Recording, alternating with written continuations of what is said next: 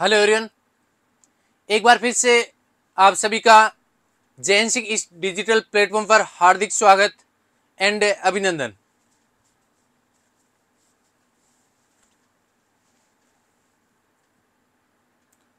सभी को राधे राधे, हर हर महादेव। एक बार क्लास को लाइक और शेयर जरूर करें। इस क्लास का बेनिफिट आपको, आपके चाहने वालों को, आपके दोस्तों को और जो एएनएम की तैयारी कर रहे हैं उन सभी को होगा। कुल मिला के इस क्लास में अपन वो बेमिसाल important special target point deal करेंगे जो आपके आने वाले कॉम्पिटिटिव एग्जाम के अंदर पूछने की संभावना बहुत ज्यादा है।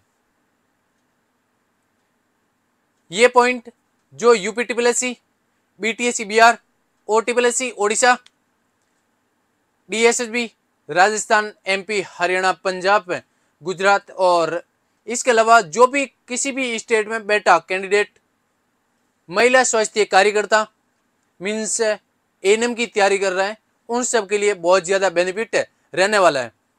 तो कुल मिला के अपन इस क्लास में एक एक पॉइंट वाइज डिस्कस करेंगे, उसको समझने की कोशिश करेंगे।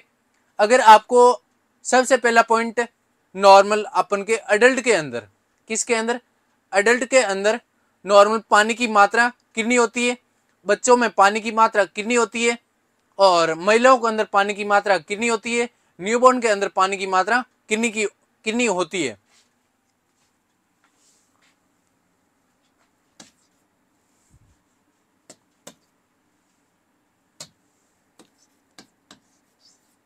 पानी की मात्रा, सबसे पहले पानी की मात्रा अगर देखते हैं नवजात के अंदर, तो नवजात का अगर वजन है मान लो 2 किलो, तो सर उसमें पानी कितना है, तो आपको कैलकुलेशन के द्वारा निकाल लेना है। नवजात के अंदर हमेशा पानी होता है, वो होता है 80% के आसपास। मीन्स अगर 1 किलो का बच्चा है तो उसमें 800 ग्राम ओनली पानी मिलेगा, फ्लूइड मिलेगा। क्या मिलेगा सर? फ्लूइड। दूसरा, अगर अपन बात करते हैं चिल्ड्रन की, तो चिल्ड्रन के अंदर पानी होता है, वो होता है 70% के आसपास। तीसरा अपन बात करते हैं वयस्क या अडल्ट, इनके अंदर सर पानी की मात्रा कितनी होती है, तो एक तो याद रखना आपको 60%, एक याद रखना आपको 55%। कितना याद रखोगे सर? 60% और एक याद रखोगे 55%। तो 60% पानी की मात्रा किस में होती है और 55% पानी की मात्रा किस में होती है। तो नॉर्मली आपको याद रखना है फीमेल के अंदर जो पानी की मात्रा होती है 55% और मेल के अंदर पानी की मात्रा होती है वो होती है 60%। लेकिन आपको ओल्ड एज वालों की अगर पानी की मात्रा पूछी जाए ना, तो आपको बोलना है ओल्ड एज पर्सन के अंदर पानी की मात्रा डायरेक्ट 55%, चाहे मेल और चाहे फीमेल हो। अगर इन 55% या 60% या 70% या 80% जो फ्लूइड है, जो पानी है, इसमें भी दो टाइप का होता है। एक होता है इंट्रा सेलुलर फ्लूइड और एक होता है एक्स्ट्रा सेलुलर फ्लूइड। कितने टाइप के होते हैं सर? दो टाइप के, इंट्रा सेलुलर फ्लूइड और extra cellular fluid.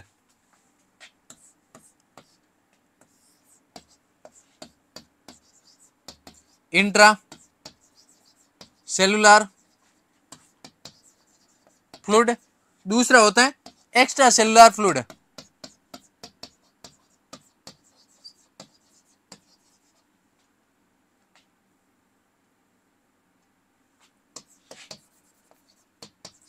Intra cellular और एक्स्ट्रा सेलुलर का मतलब क्या है सर? तो इंट्रा सेलुलर का अर्थ है सेल के अंदर, सॉरी कोशिका के अंदर पानी की मात्रा, कोशिका के अंदर पानी की मात्रा। और एक्स्ट्रा सेलुलर का अर्थ है कोशिकाओं के बाहर,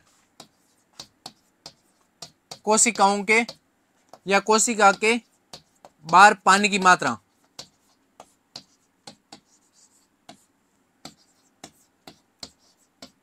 पानी की मात्रा। अगर ओवरऑल देखा जाए ना, मान लो 1 लीटर पानी है, कितना लीटर पानी है सर बॉडी के अंदर? 1 लीटर पानी। तो 1 लीटर पानी में से इंट्रा सेलुलर वो होता है जो 70% या 1/3 भाग को कवर करता है। मीन्स अगर बॉडी के अंदर 3 लीटर पानी है, उसमें से अपन के 2 लीटर है वो है इंट्रा सेलुलर और 1 लीटर है वो है एक्स्ट्रा सेलुलर। मीन्स 2/3 और 1/3। तो ये तो होता है पानी 70% और ये होता है 30%। या अपन बोलेंगे 2/3 या 1/3। मीन्स बॉडी के अंदर 3 लीटर पानी है तो उसमें से 1 लीटर होगा एक्स्ट्रा सेलुलर और 2 लीटर होगा वो होगा इंट्रा सेलुलर। लेकिन अगर वजन की बात करें, नॉर्मल अगर वजन की बात करें सर, पानी का वजन कितना होता है? तो 100 किलो का आदमी है, उसमें 55 किलो पानी की मात्रा है और बाकी जो 45% है वो प्रोटीन है, बोन है, सब कुछ पीछे वाला रह जाता है। मीन्स आपको पानी के बारे में याद रखना। लेकिन इसके अलावा अगर कुल वजन का पूछा जाए ना, तो कुल वजन का 22% तो होता है अपन के एक्स्ट्रा सेलुलर फ्लूइड और 38% होते हैं वो होता है इंट्रा सेलुलर फ्लूइड। 38% कुल वजन का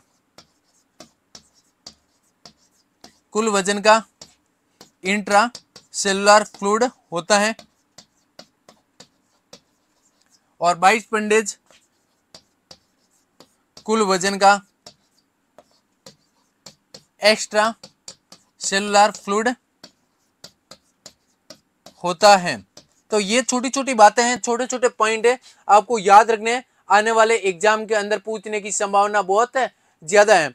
उसके बाद में अगर अपन बात कर रहे हैं कि नॉर्मल शरीर की सबसे छोटी क्रियात्मक और संरचनात्मक इकाई को किस नाम से जाना जाता है, तो बेसिकली कोशिकाओं को, या फिर कोशिकाएं शरीर की सबसे छोटी संरचनात्मक एंड कार्यात्मक इकाई है।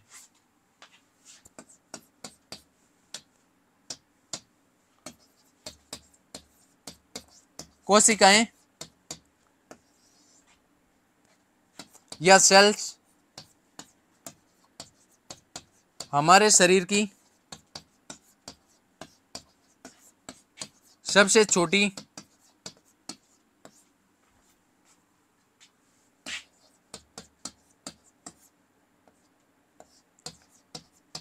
संरचनात्मक एंड कार्यात्मक इकाई है। तो सबसे छोटी इकाई क्या अपन के शरीर की? कोशिका। और कोशिकाओं के समूह को क्या बोलते हैं? कोशिकाओं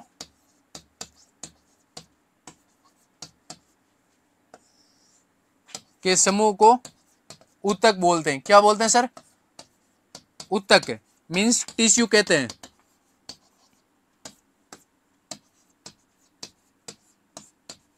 टिश्यू कहते हैं। तो ये भी आपको याद रखना है कि सेल्स होती है या कोशिकाएं होती है हमारे शरीर की सबसे छोटी संरचनात्मक एंड कार्यात्मक इकाई है। और कोशिकाओं के समूह को क्या बोलते हैं सर? ऊतक बोलते हैं। और ऊतकों के समूह को अंग बोलते हैं। अंगों के समूह को तंत्र बोलते हैं। क्या बोलते हैं? तंत्र। तो नेक्स्ट लाइन, ऊतकों के समूह को अंग मीन्स ऑर्गन कहते हैं। और ऑर्गनों के समूह को या ग्रुप ऑफ ऑर्गन्स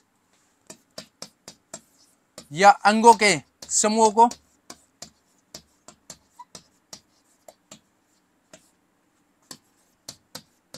तंत्र मीन्स सिस्टम बोलते हैं। सिस्टम कहते हैं। उसके बाद में सेल की स्टडी को साइटोलॉजी बोलते हैं।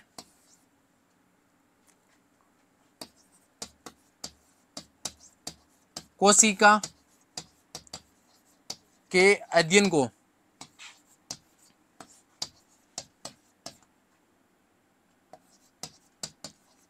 Cytology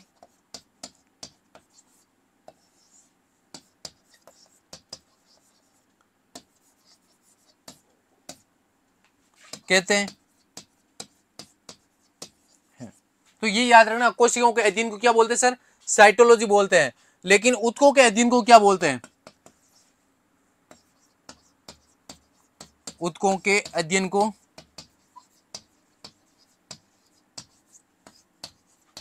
histology.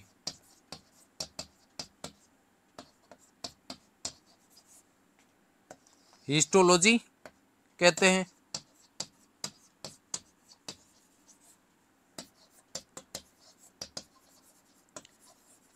तो दोनों चीजें आपको याद रखनी है, साइटोलॉजी एंड हिस्टोलॉजी। साइटोलॉजी क्या है सर? कोशिकाओं के अध्ययन, means study of cell, study of tissue, histology के नाम से जाना जाता है। तो आज के लिए यहीं तक, मिलते हैं कल मॉर्निंग को, मींस एक और धमाकेदार सेशन के साथ में।